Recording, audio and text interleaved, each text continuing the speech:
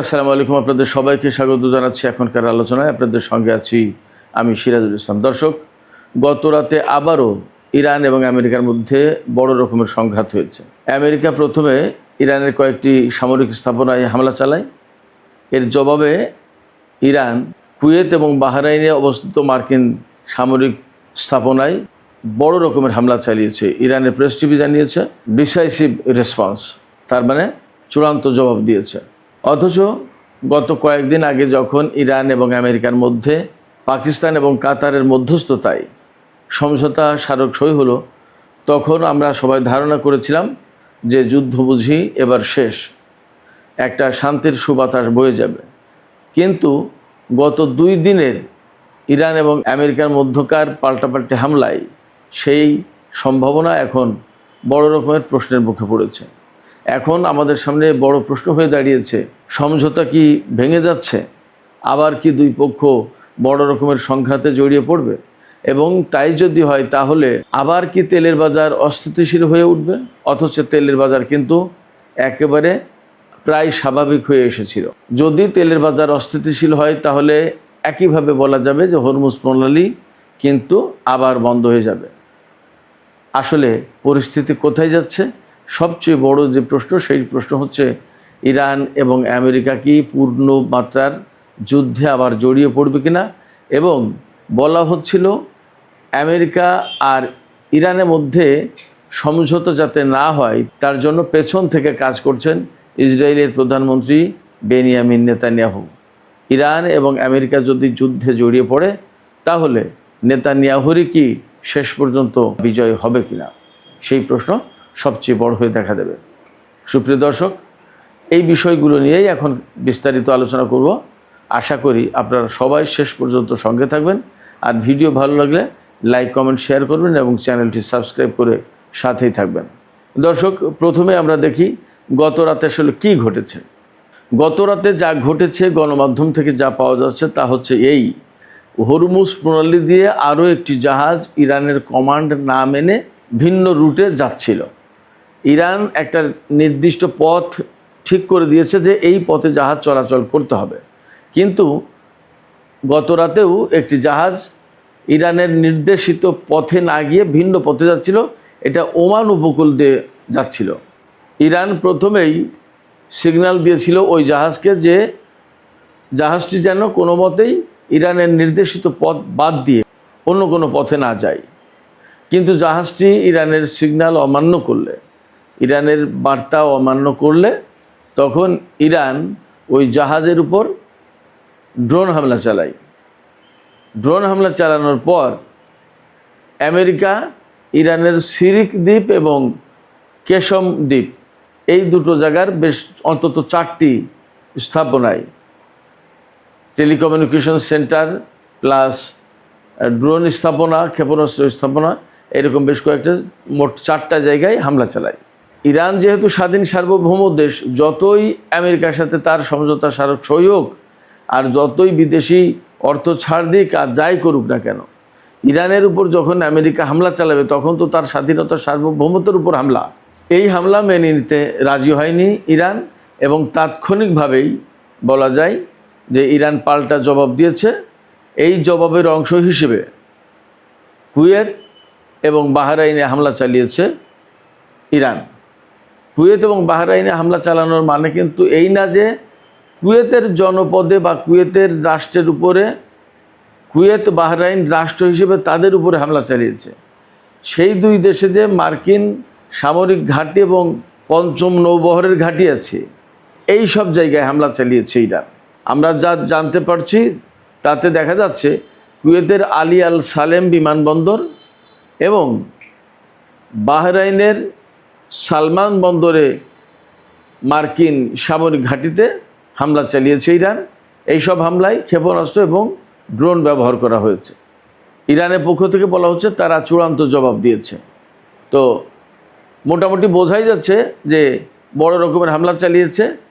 পাশাপাশি ইরানের আইআরজিসি একেবারে সরাসরি বলেছে যে গতকাল যে সামান্যতম হামলা চালিয়েছে আমেরিকা, এই সামান্য হামলার জবাবেও ইরান বড় হামলা চালিয়েছে এবং ভবিষ্যতে যদি আর একবার হামলা চালানো হয় এর চেয়ে অনেক বেশি কঠোর জবাব দেবে ইরান। একই সাথে আমরা দেখতে পাচ্ছি ইরানের খাতামুল আম্বিয়া ঘাঁটির যিনি কমান্ডার জেনারেল আবদুল্লাহি, তিনি বলেছেন ইরানের সামরিক বাহিনী সম্পূর্ণভাবে দেশমাতৃকাকে রক্ষার জন্য প্রস্তুত। এর মানে বোঝা যাচ্ছে যে ইরান একেবারে পরিপূর্ণভাবে যুদ্ধের জন্য প্রস্তুত। আমেরিকা যাই করুক না কেন তার জন্য জবাব দিতে তারা রেডি রয়েছে এবং আমরা দেখতেও পাচ্ছি। এই জায়গা থেকে প্রশ্ন আসছে, তাহলে কি যুদ্ধবিরতি ভেঙে যাবে? এখানে আমি বলবো যে যুদ্ধবিরতি ভেঙে যাওয়ার সম্ভাবনা তো আছেই, আশঙ্কা বলি আর সম্ভাবনা বলি, যাই বলি আছে। কারণ হচ্ছে এমন দুটি দেশের মধ্যে এই যুদ্ধবিরতি হয়েছে যাদের ভেতরে যুগ যুগ ধরে মারাত্মক রকমের শত্রুতা বিরাজমান ছিল। গত 47 বছর ধরে নিষেধাজ্ঞা চাপিয়ে দিয়ে রেখেছে, ইরানের অর্থনীতি ক্ষতিগ্রস্ত করেছে, ইরানের বহু সেনা কর্মকর্তা, বিজ্ঞানী, এমনকি সর্বোচ্চ নেতা থেকে শুরু করে বহু বড় বড় মন্ত্রী, মিনিস্টার, আরও সেনা কর্মকর্তা, বিজ্ঞানী, সাধারণ জনগণকে হত্যা করেছে কয়েক হাজার। এই সমস্ত প্রেক্ষাপটে ইরান কোনো মতেই আমেরিকার সাথে খুব সহজে যে স্বাভাবিক হবে এটা ভাবার কোনো কারণ নেই। আবার আমেরিকাও ইরানকে খুব বড় শত্রু দেশ হিসেবে গণ্য করে এবং যার কারণে ইরানের উপরে 47 বছর ধরে নিষেধাজ্ঞা তো দিয়েছেই, এমনকি সামরিকভাবে আমেরিকা 2 দফায় ইরানের বিরুদ্ধে জড়িয়ে গেল এবং বড় রকমের যুদ্ধ করলো। তারা একেবারে ইরানের সরকার পরিবর্তন করে দিতে চেয়েছিল। ফলে অনেক কিছুর পরে যখন আমেরিকা এবং ইরানের মধ্যে কিছু বিষয়ে সমঝোতা হয়েছে, তার মানে এই না যে দুই পক্ষ একেবারে শত্রুতা ভুলে গেছে এবং শত্রুতা ভুলে যাওয়া সম্ভব। এমনকি ইরানের জনগণের ভেতরেও কিন্তু এই প্রতিশোধের আগুন জাজ্বল্যমান দাউ দাউ করে জ্বলছে। গতকাল ইরানের যে বিশেষজ্ঞ পরিষদ, সেই বিশেষজ্ঞ পরিষদের 88 জন সদস্যের ভেতরে 66 জন সদস্য একটা বিশেষ বিবৃতিতে সই করেছে। সেই বিবৃতিতে বলা হয়েছে যে ইরানের সর্বোচ্চ নেতা সাইয়েদ মুজতবা খামেনি যে রেড লাইন দিয়েছেন, সেই রেড লাইন যাতে ক্রস না করে সরকার, সেই রেড লাইন মেনে আমেরিকার সাথে আলোচনা করতে হবে, কথা বলতে হবে, উঠা বসা করতে হবে, আচরণ করতে হবে। কোনো রকমের আপোষকামী বা দুর্বল মনোভাব দেখানো যাবে না আমেরিকার সাথে। এমনকি ওই বিবৃতিতে, বিশেষজ্ঞ পরিষদের বিবৃতিতে বলা হয়েছে ইরানের সর্বোচ্চ নেতা বা ইরানের জনগণকে যারা হত্যা করেছে তাদের হত্যা করা ফরজ, তাদের বিরুদ্ধে প্রতিশোধ দেওয়া ফরজ। এটা অনেক কড়া বিবৃতি। এটা আমার কথা বলছি না, এটা ইরানের বিশেষজ্ঞ পরিষদের 66 জন সদস্য কোম থেকে এই বিবৃতি প্রকাশ করেছে। তার মানে আমেরিকার সাথে ইরান সরকারকে কোনো মতেই নরম হতে দেবে না ইরানের যে নিয়ন্ত্রক সংস্থা বা পরিষদগুলো আছে তারা। অতএব ইরান এবং আমেরিকার মধ্যে যুদ্ধবিরতি যদি ভেঙে যায় এই রকম হামলা পাল্টা হামলার ঘটনার প্রেক্ষাপটে, তাহলে তাতে অবাক হওয়ার কিছু থাকবে না। যদিও ইরান বলছে যে হরমুজ পল্লী তাদের নিয়ন্ত্রণ করার কথা, এটা এই সমঝোতার ভেতরেই আছে। এই সমঝোতার অনুসারে যখন আমরা হরমুজ প্রণালী নিয়ন্ত্রণে রাখার চেষ্টা করছি, তখন আমেরিকা আমাদের উপর যদি হামলা চালায় তাহলে এই সমঝোতা লঙ্ঘন হয়। তো যখন সমঝোতা লঙ্ঘন হবে তখন ইরানের বিশেষজ্ঞ পরিষদ বা IRGCর মনোভাব হচ্ছে যে সমঝোতা লঙ্ঘন হলে সাথে সাথে জবাব দিতে হবে, সমঝোতা লঙ্ঘন হয়ে যাবে বা বাতিল হয়ে যাবে এই ভয়ে চুপ থাকার কোনো সুযোগ নেই ইরানের। ইরানের বিশেষজ্ঞ পরিষদের বা জনগণের বিরাট অংশের যে চাওয়া পাওয়া, সেই চাওয়া পাওয়ার দিকে লক্ষ্য রেখেই কিন্তু IRGC কাজ করছে। আমরা গত কয়েকদিন ধরে দেখেছি যখনই আমেরিকা ইরানের উপর হামলা চালিয়েছে তখনই কিন্তু ইরান পাল্টা জবাব দিয়েছে, মোটেই দেরি করেনি। সেক্ষেত্রে ইরানের শত্রুরা যখন ইরানের উপর হামলা চালাবে তখন ইরান পাল্টা জবাব দিচ্ছে বা দেবে বা দিয়ে আসছে, এতে কোনো সন্দেহ নেই, এটা অব্যাহত থাকবে। ফলে ইরানের শক্ত অবস্থানেই থাকবে। এর ভেতরে ইরানের পররাষ্ট্রমন্ত্রী সাইয়েদ আব্বাস আরাকচি বাগদাদ সফরে গেছেন, ইরাকে।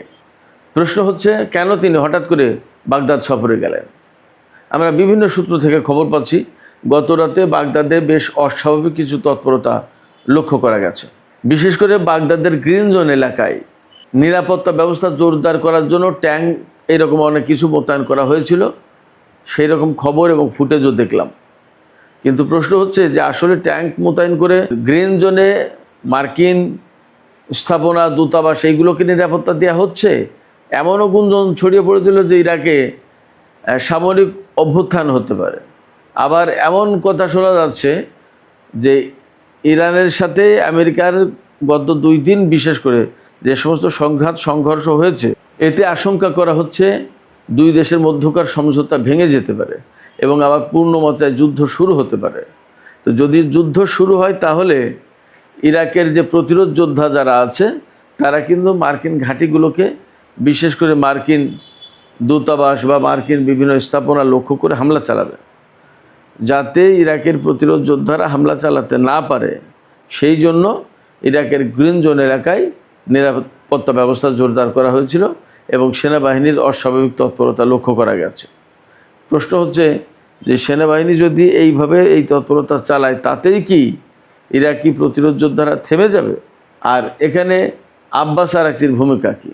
আব্বাস আরাকচি যে কারণে ইরাক সফরে গেছেন তার প্রধান কারণ হলো, অন্তত প্রকাশ্যে এই কথা বলা হচ্ছে যে ইরানের সর্বোচ্চ নেতার যে জানাজা এবং দাফন অনুষ্ঠান হবে তার একটা অংশ হবে, অর্থাৎ জানাজার নামাজ অনুষ্ঠিত হবে ইরাকের নাজাফে এবং কারবালায়। তো তার লাশ সেখানে নেওয়া হবে, কফিন নেওয়া হবে সেখানে। সেক্ষেত্রে ইরাক সরকার যদিও তার সমস্ত সব কিছু আয়োজন করবে, কিন্তু ইরাকের সাথে ইরানের একটা সমন্বয় করার ব্যাপার আছে। সেই সমন্বয়ের কাজ আলাপ আলোচনা করতে আব্বাস আরাকচি ইরাক সফরে গেছেন, এটা বলা হচ্ছে।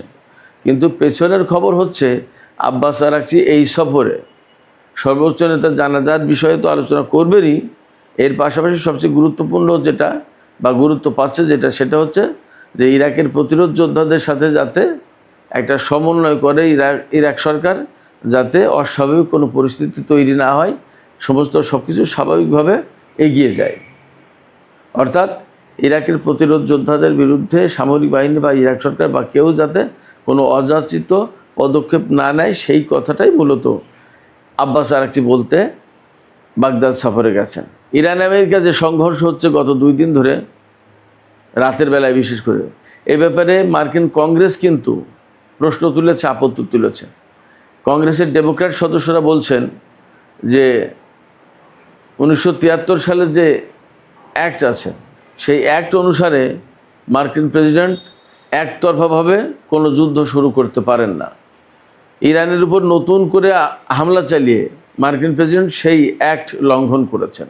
এই জন্য মার্কিন কংগ্রেসে ডোনাল্ড ট্রাম্পের সাম্প্রতিক এই যে হামলা ইরানের উপরে, তা নিয়ে কিন্তু বিতর্ক উঠেছে। ডেমোক্র্যাটরা এমনটা না যে তারা ইরানের পক্ষে চলে গেছে, বাট তারা হামলার বৈধতা এবং প্রয়োজনীয়তা নিয়ে প্রশ্ন তুলছেন। এই যে হামলা পাল্টা হামলার ঘটনা ঘটছে তা কিন্তু সবই হরমুজ প্রণালী কেন্দ্রিক। হরমুজ প্রণালীকে কেন্দ্র করে 2 পক্ষের ভেতরে সংঘর্ষ চলছে। তাহলে প্রশ্ন আসছে যে হরমুজ প্রণালীতে কি বড় রকমের সংঘর্ষ শুরু হবে? কারণ হরমুজ প্রণালী কন্ট্রোল করার চেষ্টা করছে ইরান এবং সেইভাবে সমঝোতায় রয়েছে। কিন্তু যখনই কন্ট্রোল করতে যাচ্ছে তখন কিছু কিছু দেশের জাহাজ ইরানের পুরো কন্ট্রোল মানছে না। যখনই না মানছে তখন কিন্তু ইরান তাদের উপরে শাস্তিমূলক ব্যবস্থা নিচ্ছে। যখন ইরান শাস্তিমূলক ব্যবস্থা নিচ্ছে তখন আমেরিকা আবার ইরানের বিরুদ্ধে সামরিক হামলা চালাচ্ছে। যখন আমেরিকা হামলা চালাচ্ছে তখন ইরান আবার জবাব দিচ্ছে। এই প্রেক্ষাপটে মনে হচ্ছে হরমুজ প্রণালী আবার তেতে উঠবে, আবার সেখানে সংঘর্ষ দেখা দেবে, আবার সেখানে বড় রকমের অনিশ্চয়তা তৈরি হবে। এই প্রেক্ষাপটে আবার আমরা এই আশঙ্কাও করছি তাহলে কি হরমুজ প্রণালী বন্ধ হয়ে যাবে এবং তেলের বাজার কি আবার অস্থির হবে, অস্থিতিশীল হবে এবং আবার কি ঊর্ধ্বমুখী হবে? আমরা এরই মধ্যে জেনেছি ইরানের সাথে আমেরিকার যে সমঝোতা স্মারক সই হয়েছে, তারপরে তেলের ব্যারেল গড়পড়তা $72 নেমে এসেছে ব্রেন্ট ক্রুড, আর ওয়েস্টার্ন টেক্সাস ইন্টারমিডিয়েট যেটা সেটা $70 বিক্রি হচ্ছে প্রতি ব্যারেল। তার মানে তেলের বাজার এই মুহূর্তে একদমই স্বাভাবিক। এই স্বাভাবিক অবস্থা আবার অস্বাভাবিক হয়ে যাবে তো যদি হরমুজ প্রণালী বন্ধ করে দেয়, তাহলে কি এমন আশঙ্কাও আছে কিনা? এই অবস্থা থেকে আমাদের সামনে এই প্রশ্নই আসে যে তাহলে সামনে কি হতে পারে। আমি আলোচনার প্রথম দিকে একটু বলেছি, আমি এখানে আবারও বলি যে যা পরিস্থিতি তৈরি হয়েছে এবং আমেরিকা আর ইরানের ভেতরে যে মনোভাব, তাতে কেউ কাউকেই ছাড় দেবে না বড় রকমের। সেক্ষেত্রে দুই দেশের মধ্যে আবার নতুন করে সংঘাত শুরু হতে পারে। যদি সংঘাত শুরু হয় তাহলে হরমুজ প্রণালী অবধারিতভাবে বন্ধ হয়ে যাবে এবং বিশ্ব বাজার, তেলের বাজার অস্থিতিশীল হয়ে উঠবে। সেই জায়গা থেকে প্রশ্ন আসবে, তাহলে এই যুদ্ধে বা এই যে চলমান সংকট, সেই সংকটে কি ইসরায়েলের প্রধানমন্ত্রী বেনিয়ামিন নেতানিয়াহু জিতে গেল কিনা? কারণ তিনি চেয়েছেন ইরানের সাথে আমেরিকার যুদ্ধবিরতি না হোক, যুদ্ধের মধ্য দিয়ে, হামলার মধ্য দিয়ে ইরানের পরমাণু কর্মসূচি বানচাল করা হবে। তো তাই যদি হয় তাহলে ইরান এবং আমেরিকার মধ্যে সংঘাত অনিবার্য হয়ে উঠবে, আর সংঘাত অনিবার্য হয়ে গেলে প্রকৃতপক্ষে নেতানিয়াহু জিতে যাবেন। সুপ্রিয় দর্শক, এখনকার আলোচনা এখানেই শেষ করতে চাই। যাবার আগে আপনাদের কাছে প্রশ্ন, আসলে এই সংঘাতে কি হতে যাচ্ছে? নতুন করে কি বড় রকমের সংঘাত শুরু হবে এবং নেতানিয়াহু কি জিতে যাবে? আপনাদের কি মনে হয়? মতামত জানিয়ে কমেন্টে লিখতে পারেন। আর ভিডিও ভালো লাগলে লাইক, কমেন্ট, শেয়ার করবেন এবং চ্যানেলটি সাবস্ক্রাইব করে সাথেই থাকবেন।